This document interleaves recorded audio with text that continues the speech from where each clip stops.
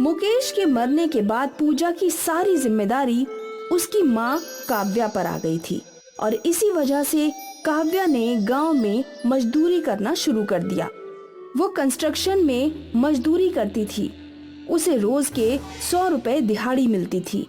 अरे काव्या, जल्दी जल्दी हाथ चलाओ। भैया कर तो रही हूँ।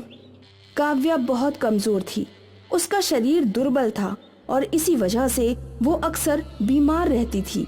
काव्या की बेटी पूजा भी दुर्बल थी और इसका कारण था कि उनके पास खाने को पौष्टिक भोजन नहीं था। वो रूखी सूखी खाकर अपना गुजारा कर रहे थे। माँ, आज भी बस चावल? हाँ, अब इससे ज्यादा क्या खरीदती, पैसे हैं ही नहीं। कोई बात नहीं माँ, हम यही खा लेंगे। अक्सर इस माँ बेटी को बस चावल खाकर ही अपना पेट भरना पड़ता था। पूजा रोज स्कूल जाती थी और रोज बच्चे उसके पतले होने का मजाक उड़ाते थे। देख, आ गई लकड़ी की तीली। मैं फूंक भी मारूंगी ना तो वो उड़ जाएगी। पूजा किसी को कुछ नहीं बोला करती थी, बस अकेले रोया करती थी। एक दिन कुछ लड़कियों ने पूजा को धक्का दिया और वो बेचारी गिर गई। पूजा रोते रोते घर आई और कोने में बैठकर रोने लगी। कुछ देर बाद उसकी माँ आई। अरे पूजा, क्या हुआ? तू रो क्यों रही है? काव्या ने पूजा की चोट देखी। ये कैसे हुआ? राधा ने मुझे धक्का दे दिया। पर क्यों? राधा और बाकी लड़कियां अक्सर मेरे पतले होने का मजाक उड़ाते हैं और आज तो उन लोगों ने मुझे धक्का देकर गिरा दिया। तो तू टीचर को शिकायत क्यों नहीं करती? मैंने कई बार तो टीचर को बोला है, पर वो मेरी सुनती ही नहीं। तू फिक्र मत कर, कल मैं तेरी टीचर से बात करूंगी। अगली सुबह काव्या टीचर से मिलने गई। टीचर जी, सारे बच्चे पूजा का बहुत मजाक उड़ाते हैं और कल तो उन लोगों ने पूजा को धक्का ही दे दिया। ये देखिए चोट। अब बच्चों में मस्ती आम है, अब इसमें हम क्या कर सकते हैं? आपको अपनी बेटी को पौष्टिक खाना खिलाना चाहिए ताकि वो भी सबको मुंह तोड़ जवाब दे सके। ऐसे मैं कब तक उसको बचा पाऊंगी? आज तो मैं उन्हें डांट दूंगी, पर लगता नहीं है कि बच्चे मानेंगे। अब मेरी बात पे ध्यान देना। ठीक है।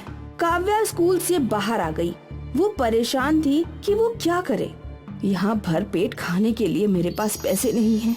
भला पूजा को पौष्टिक खाना कहाँ से खिलाऊं, कैसे खिलाऊं? वो सोच ही रही थी कि तभी उसने देखा कि एक बूढ़ी औरत चारे की एक बड़ी सी गठरी सर पर लादे लड़खड़ाकर चल रही थी। वो गिरने ही वाली थी कि काव्या ने उसे पकड़ लिया। संभल कर माँ जी, लाइए मैं उठाती हूँ। पर तुझे भी तो ये भारी लगेगा। माँ जी, मैं तो मजदूर हूँ, भारी वजन ढोने की आदत हो गई है मुझे। पर आपके घर में कोई और नहीं है क्या ये सब करने के लिए? मेरा कोई नहीं है, बस अपनी गाय का दूध और घी बेचकर अपना गुजारा करती हूँ।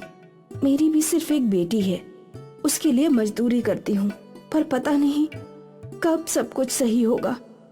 क्यों, ऐसा क्या हो गया? मैं मजदूरी करके जो कमाती हूँ उससे बस रूखा सूखा खिला पाती हूँ। मेरी पूजा बहुत ही दुर्बल है।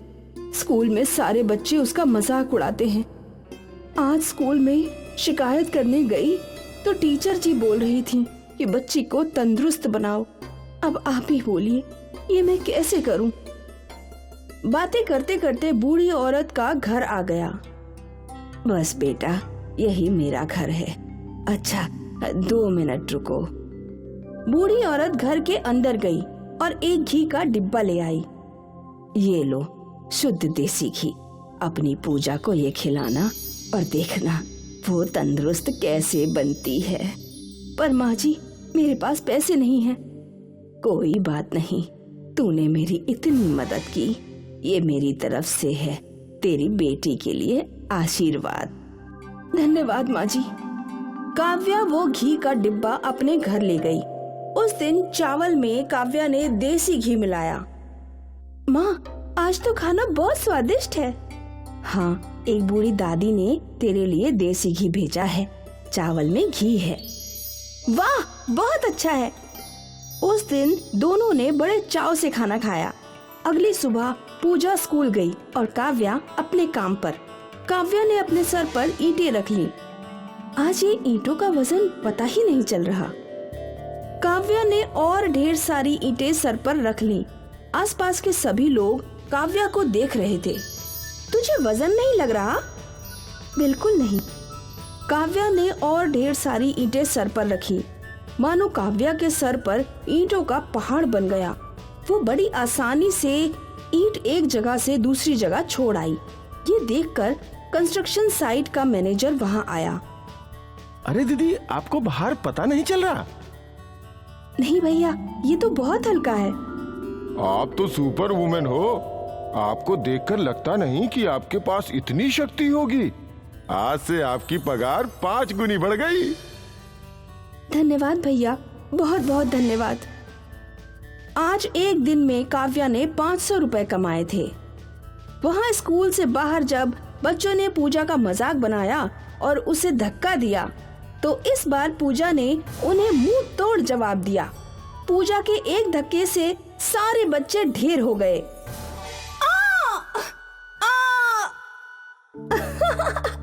कैसा लगा? बुरा लगा ना? मुझे भी बहुत बुरा लगता है जब तुम सब मेरा मजाक उड़ाते हो। पूजा ने उन लड़कियों को उठाया। मैं तुम सब से झगड़ा नहीं करना चाहती। क्या हम सब दोस्त बन सकते हैं? हाँ, आज से हम सब दोस्त बनेंगे। सभी लड़कियों ने पूजा को गले लगाया और पूजा बहुत खुश हुई। दोनों माँ बेटी जब घर पहुँचे तो दोनों खुश थे। माँ, अब सब लड़कियाँ मेरी दोस्त हैं। सब कुछ सही हो गया। पूजा ने अपनी माँ को सारा किस्सा बताया। अच्छी बात है, एक तेरी समस्या भी हल हो गई है और मेरी भी। देख, आज मैंने 500 रुपए कमाए हैं। 500 रुपए? अब से मैं रोज तुझे पौष्टिक खाना खिलाऊंगी। फिलहाल मुझे तो बहुत भूख लगी है। माँ, आज भी खाने में घी डालना। ठीक है। काव्या खाना बनाने लगी और उसने घी का डिब्बा खोला तो वो हैरान रह गई। कल मैंने इतना सारा घी निकाला था, ये डिब्बा वापस कैसे भर गया? कहीं ये इस घी का तो कमाल नहीं? हाँ, कल तक हम दोनों दुर्बल थे, रातों रात ये सब कैसे हो सकता है? ये तो वो दादी माँ ही बता सकती हैं। पूजा, खाना थोड़ी देर में खाते हैं, पहले दादी माँ के पास जाकर आएंगे। ठीक है माँ। काव्या पूजा को अपने साथ उसी जगह ले गई, पर अब वो जगह पहले जैसी नहीं थी। अब वो एक खंडहर था। अरे भैया, यहाँ एक बूढ़ी दादी रहती थी, दूध और घी वाली। उन्हें मरे हुए तो कई साल बीत गए। क्या? ये सुनकर काव्या हैरान थी। वो लोग घर लौटे। वो दादी माँ अगर मर चुकी हैं, तो मुझे कौन मिली थी? शायद भगवान खुद उनका रूप लेकर आए थे हमारी मदद करने।